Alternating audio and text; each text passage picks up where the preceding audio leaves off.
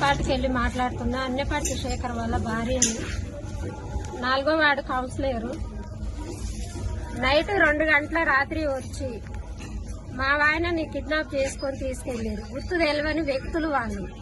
Night pant టీషర్ట్లతో వచ్చారు. ఎవరు మీరు అంటే ఎప్పుడు చప్పుడు చేయలే వాళ్ళు. ఎవరు అని మేము గట్టిగా దమ్మాంచినా కూడా తలుపులు గట్టిగా నెట్టేసారు.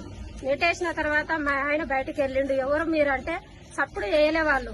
ఎవరంటే చప్పుడు చేస్తలేరు ఏంది అని నేను గట్టిగా దమ్మాంచినాక పైకి వచ్చిర్రు. కిందికి దిగిన తర్వాత ఎవరు అంటే చప్పుడు చేస్తలేరు, ఎవరు మీరు అంటే సైలెంట్ గా ఉన్నాక ఎవరు మీరు చప్పుడు చేస్తలేరు అని మళ్ళీ కూడా అడిగిన తర్వాత కారు ఎక్క ముందల మేము పోలీసు వాళ్ళం అమ్మ అన్నారు. కానీ వాళ్ళు పోలీసు వాళ్ళు అయ్యింది కానీ నాకు తెలియదు. వాళ్ళు గుర్తు తెలియని వ్యక్తులు వచ్చారు.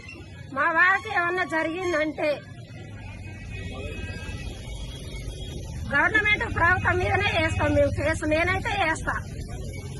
మున్సిపల్ ఆఫీస్ మీదకి వెళ్లి సండూరు మున్సిపల్ నుంచి నేను మాట్లాడుతున్నాను. అన్నపాటి శేఖర్ వాళ్ళ భార్యను. నా కడుపులో బాధ ఉందని మీకు చెప్పిన సార్, దయచేసి చెప్తున్నాను. టీఆర్ఎస్ ఒక నాయకుడని పట్టిరా మీరు, లేకపోతే ఒక ఎస్సీ క్యాండిడేట్ ఈయన ఏం చేసిండు, ఒక దౌర్జన్యం చేసిరా అని పట్టిరా మీరు? ఏం చేసిండు అనేది మాకు తెలవాలి సార్. ఇది